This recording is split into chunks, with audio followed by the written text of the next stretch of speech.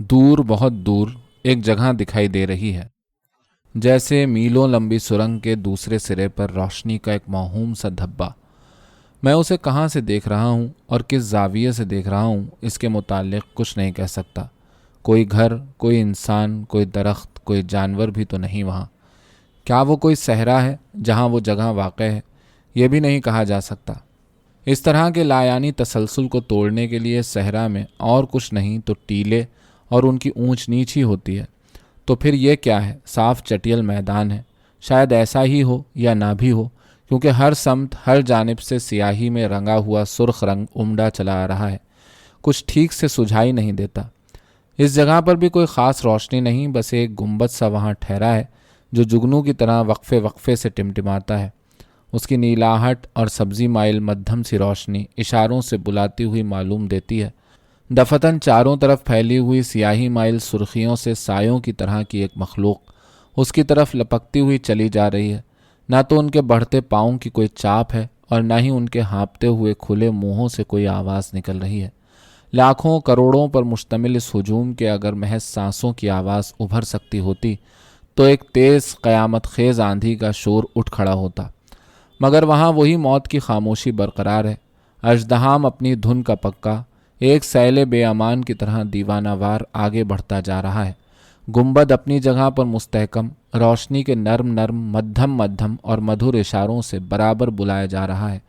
لاکھوں کروڑوں کا مجمع ایک دوسرے کو لتاڑتا، رونتا، پاؤں تلے مسلتا چلا جا رہا ہے۔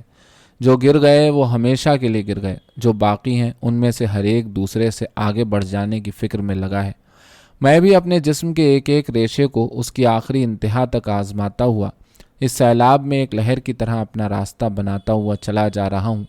ایک عالم نفسا نفسی بپا ہے، کسی کو کسی کی خبر نہیں۔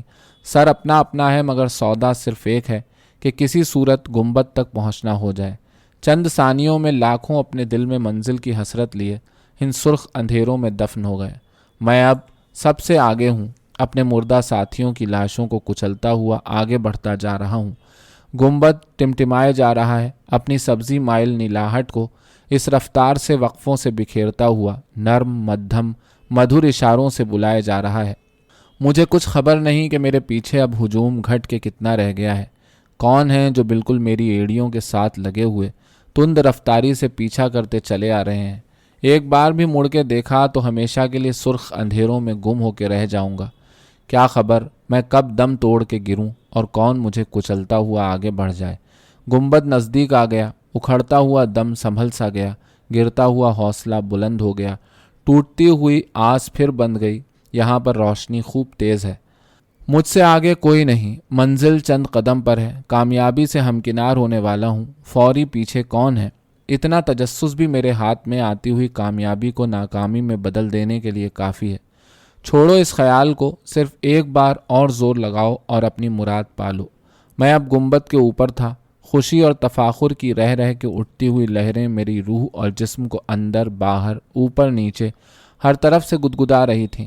گنبد چمکا، ایک رنگ، ایک ساخت، ایک سانچے کے بنے ہوئے لاکھوں کروڑوں ہاتھ ایک بار حسرت و یاس کے اظہار کے طور پر اوپر اٹھے اور پھر ہمیشہ کے لیے اپنے ایک رنگ، ایک ساخت، ایک سانچے کے بنے ہوئے بے چہرہ مالکوں سمیت ان خونی دھندلکوں میں غرق ہو گئے۔ کیا میں بھی انہی کی طرح کا ایک ہوں؟ اب یہ کون بتا سکتا ہے؟ ان میں سے تو کوئی باقی نہیں بچا۔ گنبد پھر نہیں چمکا، بہت دیر ہو گئی۔ اسے اب تک اپنے معمول کے مطابق پھر سے چمکنا چاہیے تھا۔ کیا اس نے ٹمٹمانا بند کر دیا؟ کیا یہ بجھ گیا؟ کیا یہ صرف مجھے پھانسنے کے لیے اپنی سبزی مائل نیلی روشنی کے نرم مدھر مدھم اشارے پھینک رہا تھا؟ ہر طرف اتھاہ تاریکیاں اور گھور اندھیرے چھائے ہیں۔ کیا میں نے اپنے لاکھوں کروڑوں ساتھیوں کو اس لیے خونی دھندلکوں کے حوالے کر دیا کہ سیاہیوں کے اس بھنور میں ہمیشہ کے لیے الجھ کے رہ جاؤں؟ میں کہیں دھستا جا رہا ہوں۔ آہستہ آہستہ یہ گنبد مجھے نگلے جا رہا ہے، میرا دم گھٹ رہا ہے، میری سانس بند ہو رہی ہے۔ میں تیزی سے گرتا جا رہا ہوں، کہیں نیچے اتھاہ گہرائیوں میں، تاریک وادیوں میں، گنبد کی گہرائیوں۔ مجھے چھوڑ دو، گہرے اندھیروں مجھے بخش دو۔ میں گرتا چلا جا رہا تھا، پہلے کی نسبت بہت زیادہ تیزی سے، اور اندھیروں کی بڑھتی ہوئی گونج میں میری آہوزاری اور چیخ و پکار دب کے ختم ہو کے رہ گئی تھی، اور اندھیروں کی گونج شدید سے شدید تر ہوتی جا رہی تھی۔ کارخانہ قدرت کے بڑے بڑے پہیے عمل میں آ چکے تھے۔ گر گر کی آواز تیز سے تیز تر ہوتی جا رہی تھی۔ گر گر ایئر کنڈیشنر چل رہا تھا۔ وہی جانے پہچانے پسینے سر کی چوٹی سے پاؤں کی ایڑی تک بہہ رہے تھے۔ پھر وہی ہانپنا، پھر وہی کانپنا۔ لرزتے ہاتھوں میں سر پکڑ کے بیٹھ گیا۔ دل کے ایک گوشے میں اطمینان بیٹھا مسکرا رہا تھا۔ نہ وہ گنبد ہے، نہ اندھیرے ہیں، نہ وہ گہرائیاں ہیں، اور نہ ہی میں گر رہا ہوں۔ بتی جلائی۔ کمرے میں کوٹ، پتلون، نیک ٹائی، قمیص لاشوں کی طرح بے سود الٹے سیدھے بکھرے پڑے تھے۔ سلیپنگ سوٹ سلیقے سے طے کیا کرسی کی پشت پر پڑا مزے سے جھول رہا تھا۔ الف ننگے بدن کے پاؤں پر صرف موزے چڑھے ہوئے تھے۔ شاید شدید نشے کی وجہ سے انہیں اتارنے کی اور سونے کا لباس پہننے کی فرصت نہ مل سکی ہوگی۔ خواب مجھ سے کیا کہنا چاہتے ہیں جو یہ ہر رات آ کر مجھے دکھ اور خوف کے اس بھیانک جہنم میں دھکیل دیتے ہیں کہ پھر میں دن بھر ان کی اذیت ناک دہشت سے لرزتا رہتا ہوں۔ جب ان کا خیال آ جاتا ہے تو کوئی کام نہیں کر سکتا، کچھ سوچ نہیں سکتا، کوئی تاثر قبول نہیں کر سکتا۔ بس انہی کی گونج لوٹ لوٹ کر میرے دماغ میں گونجتی رہتی ہے تا وقتے کہ پھر شراب نہیں پیتا۔ اگر یہی گونج مستقل ہو گئی تو کیا ہوگا؟ سب کیا دھرا خاک ہو جائے گا۔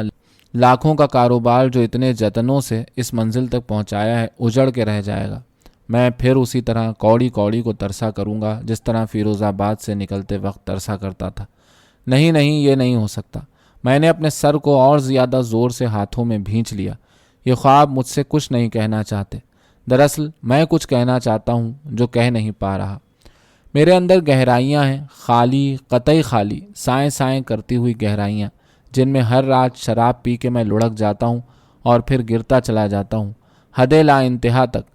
میں ان خلاؤں کو شراب سے پر کرنا چاہتا ہوں۔ یہ شراب سے پر نہیں ہو سکتے، بہت گہرے ہیں، شراب کی استطاعت سے بہت زیادہ گہرے ہیں۔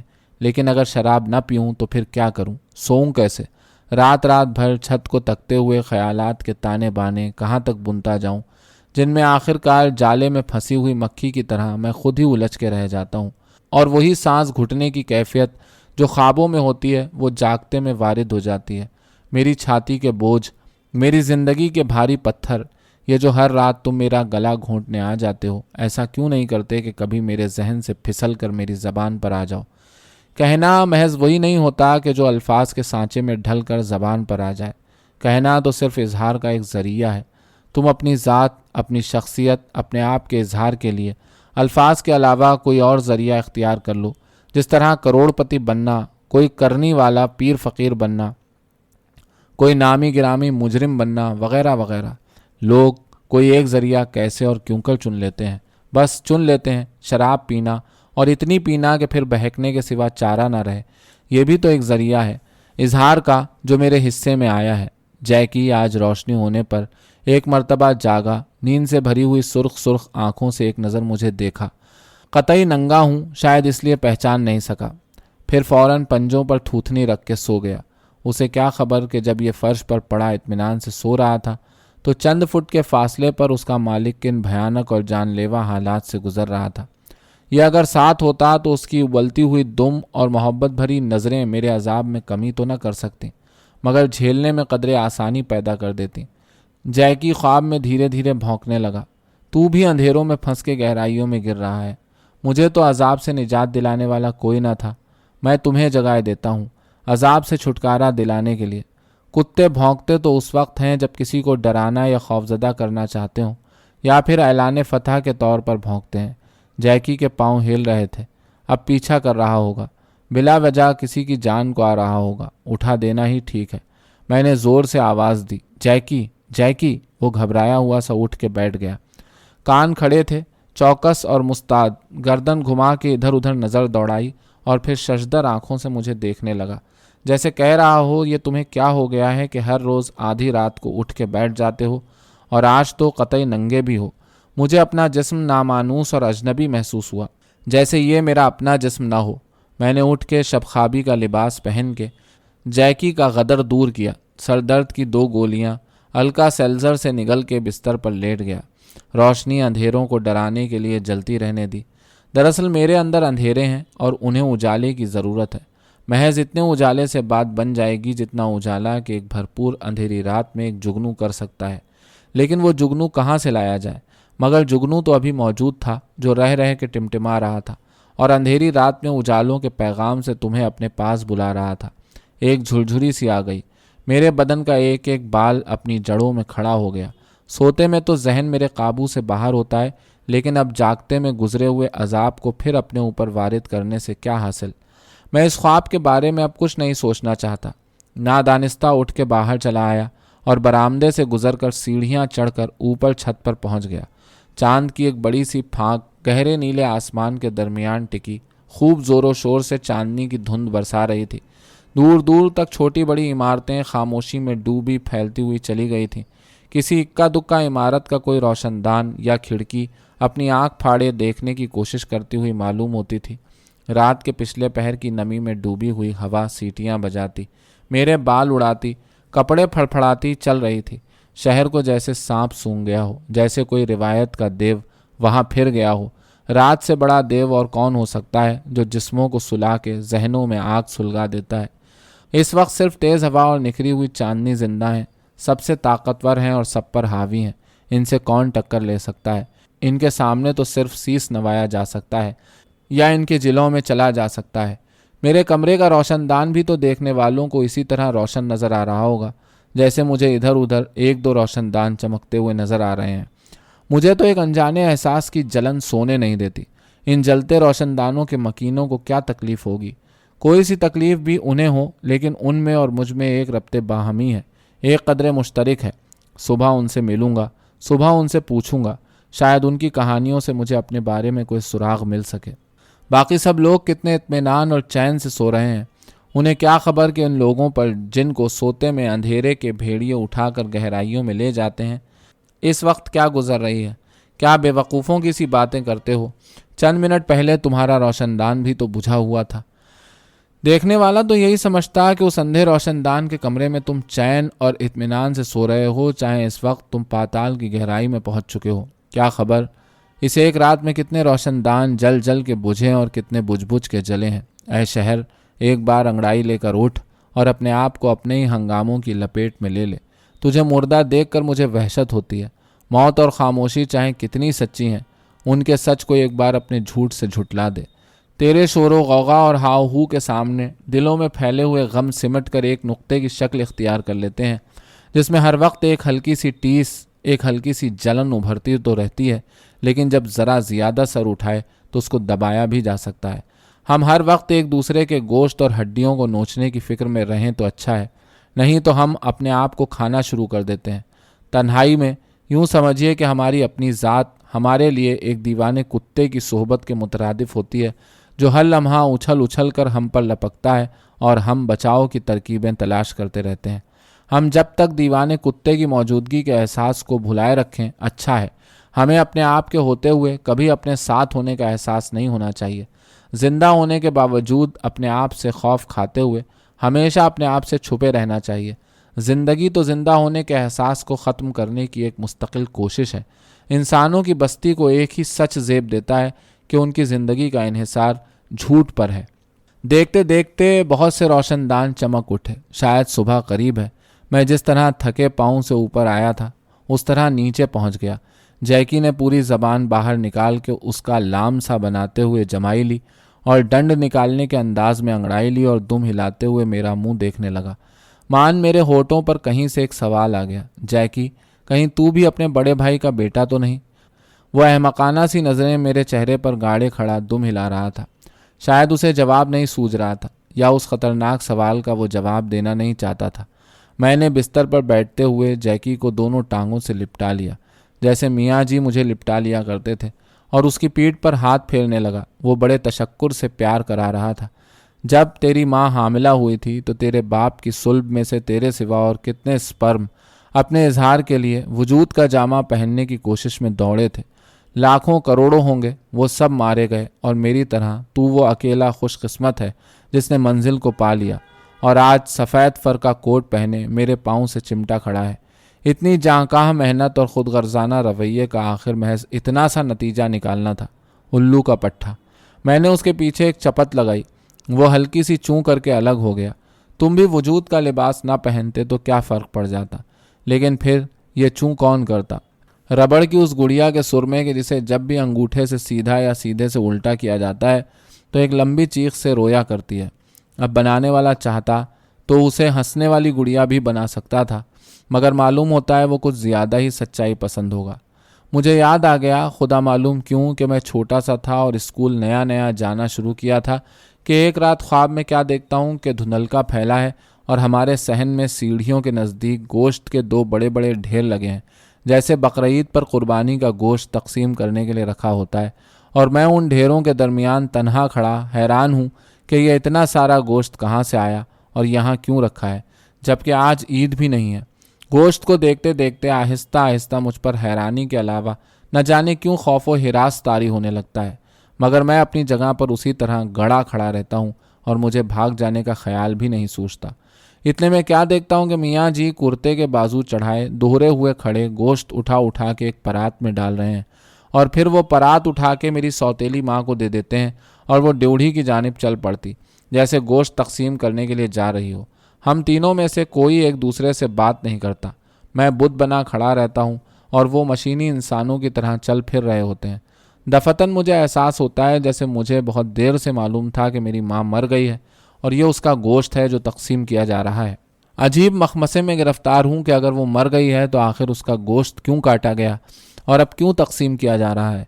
यकायक गम का एक रेला मेरे दिल को अपनी गिरफ्त में ले लेता है और मुझे अपनी माँ की मौत का निहायत शदीद अफसोस होने लगता है और अपने तन्हा और बेसहारा रह जाने का एक मुबहम सा एहसास होने लगता है कि तड़क से मेरी आँख खुल जाती है। कोठे पर चारों तरफ खूब निखरी हुई चांदनी फैली है। मैं फ़ौरन अपनी माँ की चारपाई की तरफ देखता हूँ। वो मच्छरों से बचने के लिए चेहरे पर दुपट्टा लिए सो रही है और खर खर की हल्की हल्की आवाज़ आ रही है। मैं जाके माँ के पास खड़ा हो गया और आहिस्ता आहिस्ता आवाज़ें देने लगा। माँ, माँ। उसे जगाने का मकसद उसकी पनाह लेने से ज़्यादा ये यकीन करना था कि वो वाकई ज़िंदा है। वो चौंक के उठी। क्या बात है? डर लग रहा है। जाने दिन भर क्या करता रहता है जो रात को डर डर के उठता है। मियाँ जी ने आवाज़ दी, शफ़ी बेटा इधर आके बता मुझे क्या बात है। माँ ने कहा, जाके अपने मियाँ जी के साथ सो जा। मैं मियाँ जी के पास चला गया। उन्होंने पूछा, हाँ बता क्या बात है? डर लगता है। हट नालायक, जवान होकर डरता है। क्यों, कोई डरावना ख्वाब देखा है? ख्वाब था ही ऐसा कि किसी को भी क्यों कर बताया जा सकता था। उस ख्वाब के आने पर मैं अपने दिल में कुछ निदामत और कुछ जुर्म का एहसास महसूस कर रहा था, लेकिन वो ख्वाब ही था और ख्वाब ऐसा राज है कि जिसे अगर कोई न बताना चाहे तो दूसरा आदमी किसी भी वसीले से उसका सुराग नहीं लगा सकता। मैं चुप रहा। उन्होंने बाजू से पकड़कर मुझे साथ लेटा लिया, सर पर हाथ फेरते हुए कहने लगे कि ख्वाब ख्यालात का परतव होते हैं। सोने से पहले अच्छी अच्छी बातें सोचा कर तो ख्वाब अच्छे आया करेंगे और हर रात सोने से पहले 3 मरतबा कलमा शरीफ पढ़ लिया कर, समझा? उसकी बरकत से सोते में आदमी हर तरह की बलाओं से महफूज रहता है। मैंने जल्दी जल्दी बुलंद आवाज़ से 3 मरतबा कलमा शरीफ पढ़ा, जैसे जान बचाने की कोई तरकीब हाथ लग गई हो, और सो गया। अब सोचा करता हूँ कि मियाँ जी जो रात दिन कुरान शरीफ पढ़ा करते थे वो बेचारे उस बला से तो महफूज न रह सके जिसे मेरी माँ कहते हैं, लेकिन ये तो सिर्फ अच्छे ख्वाब देखने की तरकीब है और उन्हें शायद ख्वाब अच्छे अच्छे ही आते होंगे। मैंने कल शाम कोई बुरी बातें तो नहीं सोची थी। सोते वक्त का तो कुछ होश नहीं कि कुछ सोच भी रहा था कि नहीं। अलबत्ता क्लब में आखिर तक जिनका साथ रहा वो रेहाना और शेख साहब थे। मैं जब बाहर से निकलकर शेख साहब के साथ लाउंज में दाखिल हुआ तो उस बड़े नीम रोशन कमरे की पूरी लंबाई के आखिर में दीवार के साथ लगे हुए सोफे पर बाजू में पड़े टेबल लैंप की रोशनी में रेहाना बज़ाहिर बड़े इन्हिमाक से रिसाला पढ़ती हुई कतई अजनबी और कहीं बहुत दूर बैठी हुई मालूम दी, जिसे मैं गोया किसी दूरबीन की मदद से देख रहा था, इसलिए कदरे करीब नज़र आ रही थी। मैं नशा संभालने की कोशिश में कालीन बिछे फर्श पर इस एहतियात से चल रहा था जैसे फिसलन में मुर्ग चल रहा हो कि मुर्गियों पर अकड़ भी कायम रहे और फिसले भी नहीं। कमरे में सिर्फ एक और मेज़ पर 3 आदमी बैठे थे।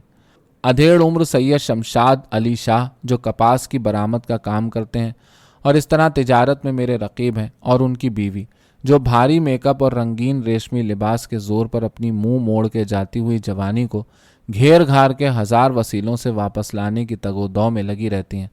मगर कहाँ वो गमज़े जिन्हें देखकर लोग पहले दिल महसूस के रह जाते होंगे, और कहाँ ये शुतर गमज़े जिन्हें देखकर लोग ज़ेरे लब मुस्कुराने पर मजबूर हो जाते हैं।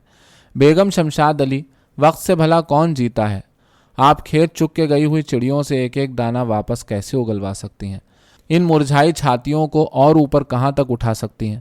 ہڈیوں سے الگ ہوتے ہوئے گوشت کو کولہوں پر کیسے مٹکایا جا سکتا ہے؟ ہار تو آپ کے بدن کے ریشے ریشے پر لکھ دی گئی ہے۔ اگر اسے آپ تسلیم کر لیں تو تھیٹر کا مسخرہ نظر آنے کے بجائے ایک معزز خاتون نظر آئیں۔ تیسرا شخص چہرے، مہرے اور لباس سے دارالخلافہ سے آیا ہوا کوئی بااختیار سرکاری عہدیدار نظر آتا تھا۔ یہ دونوں میاں بیوی اسے کلب کے اس خاموش کونے میں بٹھا کر نہایت خلوص اور محبت سے فٹافٹ اس کے اندر شراب انڈیل رہے تھے، جیسے ہماری نوکرانی فضلاں سب کی آنکھ بچا کر اپنی بہتی ناک والے غلیظ بیٹے گامے کو کسی کونے میں لے جا کر اس کے منہ میں زبردستی مکھن ٹھونسا کرتی تھی، جو بار بار اس کے منہ اور ناک سے ابل ابل پڑتا، اور گاما غریب حیرانی، خوف اور جرم کے ملے جلے تاثرات سے بھری آنکھیں پھاڑے اپنی ماں کے چہرے کو دیکھ رہا ہوتا اور ڈر رہا ہوتا کہ ابھی تھپڑ پڑے گا، اور وہ دانت پیس پیس کے کہہ رہی ہوتی، کھا لے حرام زادے کھا لے۔ یہ دونوں بھی مجھے محسوس ہوا جیسے اس افسر سے زبان بے زبانی میں کہہ رہے ہوں، پی لے حرام زادے پی لے۔ وہ بیچارہ کچھ زیادہ نشے کا عادی معلوم نہیں ہوتا تھا۔ ایک سیکنڈ میں کم از کم 4 مرتبہ اپنے لال بھبوکا چہرے پر انگلی سے چشمے کو ٹھیک کرتا، جو ہر بار ٹھیک ہی ہوتا تھا۔ مجھے دیکھ کر بیگم اور سید شمشاد علی کی آوازیں یکدم مدھم ہو گئیں۔ میں نے سید صاحب کو سلام کیا، وہ شاید گھبراہٹ میں اٹھ کے کھڑے ہو گئے۔ اب میرے لیے ان کی میز پر جانا لازم ہو گیا۔ میں نے ان سے ہاتھ ملایا، بیگم کو آداب کیا۔ جواباً وہ ہاتھ کی کشتی بنا کے ماتھے تک لے گئیں۔ یہ ایک عام بات تھی، لیکن ان کی خاص اپنی مبالغہ آمیز ادائے معشوقانہ اور مسکراہٹ محبوبانہ دیکھ کر میری ہنسی چھوٹنے لگی تھی، جسے میں نے بڑی چابک دستی سے خوش اخلاقی کی مسکراہٹ میں تبدیل کیا اور رخصت ہو کر ریحانہ اور ان کے شوہر کی میز پر آ گیا۔ بظاہر ریحانہ ابھی تک سب سے بے خبر رسالے میں محو دکھائی دیتی تھی۔ آج اس نے میک اپ نہیں کیا تھا اور ایک نپے تلے بے نیازی کے انداز میں گویا یہ بتانے آئی تھی کہ دیکھ لو، ہم نے سنورنے کی کوئی کوشش نہیں کی، لیکن اگر جاذبیت میں کوئی کمی آئی ہو تو بتاؤ۔ اس کی آنکھیں واقعی بڑی خوبصورت تھیں، روشن، بڑی بڑی اور سیاہ۔ جھٹ سے اس نے میز پر رسالہ پھینک کے ایک مسکراہٹ پیش کی، جیسے معذرت خواہ ہو کہ یہ بدتمیزی بے خیالی میں ہو گئی، ورنہ یہ مقصد ہرگز نہ تھا۔ جاؤ، ہم نے بخش دیا۔ یہ ادا تمہارا حق ہے اور جتانا تمہیں زیب دیتا ہے۔ ارے ظفر صاحب، ہم تو سمجھے آپ علیز کے ساتھ ہوں گے۔ مجھے آپ لوگوں کے بارے میں یہی شبہات تھے۔ ہاں ہاں ہاں، ہنسی بھی عجیب چیز ہے۔ یہ بھلا ہنسی کا کون سا موقع تھا مگر ہم سب مل کر ہنسے۔ ہماری جگہ پر کوئی اور لوگ ہوتے تو وہ بھی ہنستے۔ ہم مشترکہ طور پر بیوقوف بننے پر ہنسے یا اپنے چھوٹے پن کو رد کرتے ہوئے ہنسے۔ علیز کی اس حرکت پر یا تو غصہ آنا چاہیے تھا یا رونا، مگر ہم ہنسے اور خوب کھل کر ہنسے۔ انسان بہت سی ایسی باتوں پر ہنستا ہے۔ یہ دراصل ہنسی نہیں، خفت مٹانے کی کوشش ہوتی ہے۔ بہرکیف ایسی ہنسی کے لیے اور لفظ ایجاد ہونا چاہیے۔ اے بی شیخ نے کہا، وہ لوگ مسٹر بل کے معاملے میں کچھ زیادہ ہی سیریس ہو گئے۔ دعوت کو ایسا خفیہ اوکیجن بنانے کی بھلا ایسی کون سی بات تھی؟ میں نے ایک تاجر کی حیثیت سے رائے دی، کاروباری معاملات ہوتے ہی ایسے ہیں، ان میں رازداری نہ رکھی جائے تو سب کیا دھرا چوپٹ ہو جاتا ہے۔ اب میرے خریدار جو ہانگ کانگ، جاپان وغیرہ سے کبھی ادھر آ نکلتے ہیں تو میں نے کبھی ان سے آپ لوگوں کو ملایا ہے؟ ارے نہیں ظفر صاحب، وہ الگ بات ہے۔ علیز کو اتنی شرم تو کرنی چاہیے تھی کہ انہوں نے ہماری موجودگی بلکہ آپ کی دعوت کھانے میں بل کو انوائٹ کیا تھا۔ اب جھوٹے منہ ہم سب کو بھی کہہ دیتے تو کیا حرج تھا؟ ہم نے ایسی بور پارٹی میں کون سا چلا ہی جانا تھا؟ یوں نہ کہو ریحانہ بھی، چلے تو خیر ہم نے جانا تھا۔ میں نے لقمہ دیا۔ ریحانہ باقاعدہ رنج میں آ گئی۔ تو کون سی قیامت آ جاتی؟ سناتے رہتے اسے اپنے بزنس کے دکھڑے۔ ہم نے اس کے کانوں میں روئی تھوڑا ہی ٹھونس دینی تھی۔ اے بی شیخ نے بات بدلی، کیوں ظفر صاحب، کافی چلے گی؟ ارے توبہ کرو، میں نے اپنا نشہ خراب کرنا ہے؟ پہلے ہی کچھ بے مزہ سا ہو رہا ہوں۔ ایک وسکی پیوں گا، میں بلاتا ہوں بیرے کو۔ نہیں، میں آرڈر دے کر آتا ہوں، شیخ یہ کہتے ہوئے اٹھ کر چلا گیا۔ ریحانہ نے اپنا سانولا سلونا کتابی چہرہ ہتھیلیوں پر رکھ کے ایک لمبی سانس لیتے ہوئے نظریں میرے چہرے پر گاڑ دیں۔ ارے ریحانہ، خدا کے لیے اس طرح نہ دیکھو، میں ایسی نظروں کا عادی نہیں ہوں۔ مجھے کبھی کسی نے ایسی مست وحشی نظروں سے نہیں دیکھا۔ مجھے یوں محسوس ہوتا ہے جیسے میرے دل کے پرانے زخم، جو پتہ نہیں کب، کیسے اور کیوں کر آئے تھے اور خود ہی مندمل ہو چکے تھے، اب پھر سے ہرے ہو گئے ہیں اور رسنے لگے ہیں۔ اس نے دکھ بھرے رازدارانہ لہجے میں کہا، ظفر صاحب ایک بات پوچھوں؟ میرے کان کھڑے ہو گئے، ماتھے پر کہیں سے پسینہ آ گیا، نشہ جیسے کبھی ہوا ہی نہیں تھا۔ مجھے یاد آ گیا کہ پہلے بھی کسی نے اسی محبت اور لجاجت سے ایک بات پوچھنے کی اجازت چاہی تھی۔ ریحانہ کو کہاں سے پتہ چل گیا کہ میں اپنے باپ کا نہیں، بھائی کا بیٹا ہوں؟ کیا ہر عورت محبت کرنے سے پہلے یہ جاننا ضروری سمجھتی ہے کہ اس کی نگاہوں کا مرکز کہیں اپنے بھائی کا بیٹا تو نہیں؟ کیا یہ کافی نہیں کہ وہ مرد ان کے جی کو لبھاتا ہے، انہیں پسند ہے؟ اس سے آخر کیا فرق پڑتا ہے کہ کوئی اپنے بھائی کا یا چچا کا یا ماموں کا بیٹا ہے؟ میں اٹھ کے کہنے والا تھا کہ بیگم ریحانہ شیخ، آپ جو کچھ سمجھتی ہیں غلط ہے، لیکن پھر اپنی عادت کے مطابق جوا کھیل گیا، چانس لے گیا۔ پوچھئے، آخر آپ کو کیا دکھ ہے جو آپ اتنی شراب پیتے ہیں؟ میرا رکا ہوا سانس جاری ہو گیا، بلا آ کے ٹل گئی۔ میں نے خوب زوردار قہقہہ لگایا۔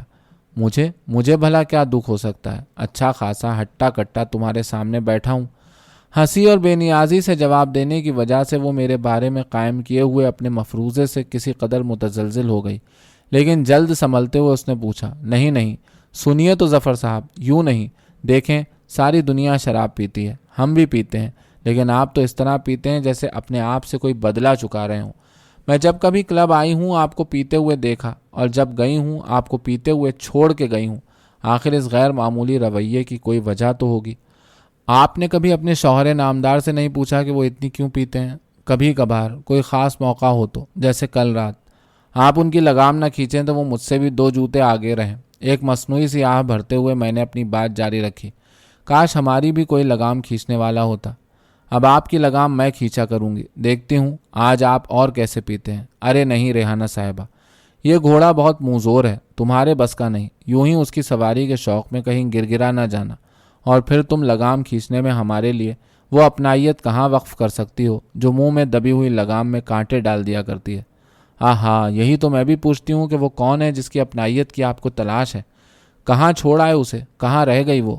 ریحانہ کے سوال پر برا منہ بنانے والی تو کوئی بات نہیں تھی، لیکن نہ معلوم میری آواز قدرے بلند اور بات کرنے کی رفتار قدرے تیز کیوں ہو گئی، اور لہجے میں رنج کا ایک سر بھی کہیں سے آ کے شامل ہو گیا جسے میں خود بھی محسوس کر رہا تھا، مگر باوجود کوشش کے اسے اپنی آواز سے باہر نکالنے میں ناکام تھا۔ یہ تم عورتوں کی کیا عادت ہے کہ جس بات میں کوسوں تک رومان کا کوئی ذکر نہیں ہوتا اس میں بھی رومان تلاش کرنا شروع کر دیتی ہو؟ یہ تم لوگوں کو کیا شوق ہوتا ہے کہ دوسروں کی زندگیوں کے صحراؤں میں چشمے تلاش کرنے نکل کھڑی ہوتی ہو؟ شاید اس غلط فہمی میں کہ مردوں کے ہر سکھ اور ہر دکھ میں تمہاری صنف اور صرف تمہاری صنف کا ہاتھ ہوتا ہے۔ میری زندگی میں کسی عورت کا کوئی دخل نہیں۔ میں شراب اس لیے پیتا ہوں۔ ماحول میں یکدم بہت تناؤ پیدا ہو گیا۔ ریحانہ گھبرا گئی۔ شیخ صاحب جو ابھی واپس آ کے بیٹھے تھے بالکل حیران و ششدر تھے کہ ان کی غیر موجودگی میں کیا ہو گیا، مگر خاموش تھے۔ صورتحال کو سنبھالنے کے لیے میں نہایت مکارانہ انداز میں بولتے دفتن ایک بلند قہقہہ لگاتے ہوئے کہنے لگا، اب بتانے کو کچھ ہو تو بتاؤں کہ کیوں پیتا ہوں۔ میرے قہقہے نے جادو کا اثر کرتے ہوئے ماحول سے سنسنی اور کھنچاؤ کو یکسر ختم کر دیا۔ میں نے اعصاب پر سے بوجھ دور کرنے کے لیے برف کے چھوٹے چھوٹے ٹکڑوں سے ٹنن کرتے ہوئے موسیقی بار گلاس سے وسکی کا ایک بڑا سا گھونٹ لیا۔ شیخ صاحب، اب ریحانہ کو آپ ہی بتائیے کہ آپ پینے کے اتنے رسیا کیوں ہیں؟ انہوں نے مسکراتے ہوئے ایک اچٹتی سی نگاہ ریحانہ کے چہرے پر ڈالی، گویا اس سے پوچھ رہے ہوں کہ یہ تم نے کیا سلسلہ شروع کروا دیا؟ آخر تمہیں لوگوں سے زیادہ شراب پینے کی وجہ پوچھنے سے مطلب؟ کہنے لگے، اب کیا بتاؤں، بس یوں سمجھیے کہ اچھی لگتی ہے وہ کیفیت۔ شیخ صاحب، بات یہ ہے کہ میرے اندر ایک چھوٹا سا ظفر ہے جو اصل ظفر ہے، اور در حقیقت وہی زندہ ہے اور زندگی کرتا ہے۔ میں کہاں زندہ ہوں، میں تو محض اس کا مادی نمائندہ ہوں، اس کی پیکنگ ہوں جس کے اندر وہ بند ہے۔ میرا جسم تو اس کے لیے بالکل ایسے ہے جیسے آپ کے لیے لباس۔ وہ آقا ہے، میں غلام۔ وہ پیر تسمہ پا ہے اور میں سندباد۔ میرے پاس اسے جان چھڑانے کی واحد ایک ترکیب ہے کہ پی کے اسے سلا دوں اور خود آزادی کا سانس لوں۔ وہ جب سر اٹھانے لگتا ہے تو اسے شراب کی مار دے کر پھر سلا دیتا ہوں۔ آخر مجھے بھی تو زندہ رہنے کا کوئی حق ہے۔ ریحانہ نے عورتوں کے عام انداز میں ہاتھ ہلاتے ہوئے کہا، اوہ بس جانے دیجیے، آپ محض خود محبتی میں پیتے ہیں، لیکن زیادہ پینے کے جواز میں بہانے اچھے تراشے ہوئے ہیں۔ میں نے بیرے کو آواز دی، ایک وسکی، بڑا جلدی۔ دیکھیے اب آپ اور نہیں پئیں گے۔ ایک دھونس، ایک منت، ایک پکار۔ ریحانہ کے اس فقرے میں سبھی کچھ تھا۔ وہ اپنی دلکشی اور مجھ پر خصوصی توجہ دینے کے باوجود شکست سے دوچار تھی۔ اس کے مضبوط ترین ہتھیار ناکارہ ثابت ہو رہے تھے۔ اس طرح گرتا ہوا وقار اور ٹوٹتا ہوا پندار اس کے لیے ناقابل برداشت تھا۔ بہرا مشینی انداز میں گلاس میز پر رکھ کر چلا گیا۔ میں نے گلاس اٹھا لیا۔ آواز آئی، اب آپ نے اگر ایک گھونٹ بھی لیا تو ہم احتجاجاً واک آؤٹ کر جائیں گے۔ میں نے گلاس ہونٹوں کے پاس لا کر لمحہ بھر کے لیے سوچا اور پھر آنکھیں بند کر کے ایک لمبا گھونٹ کھینچ گیا۔ آنکھیں کھولیں تو وہ اپنے شوہر کو بلبل کی طرح ہاتھ پر بٹھائے دروازے میں سے نکلی جا رہی تھی۔ شیشے کے دروازوں میں سے وہ مجھے دوسرے اندھیرے ہال سے گزرتے ہوئے نظر آ رہے تھے، اور لکڑی کے فرش پر ٹک ٹک کی ایک تال میں آنے والی آواز دھیمی ہوتی ہوتی یکدم ختم ہو گئی۔ یہ شیخ تو رستم علی کی طرح زن مرید نہ تھا، وہ بھی بھیگی بلی بنا ساتھ ہی نکل گیا۔ شاید اس نے بڑھتے ہوئے تپاک میں کچھ سونگھ لیا۔ نشے میں ڈوبی ہوئی ایک چھوٹی سی چھنکتی ہوئی طنزیہ ہنسی بکھر گئی۔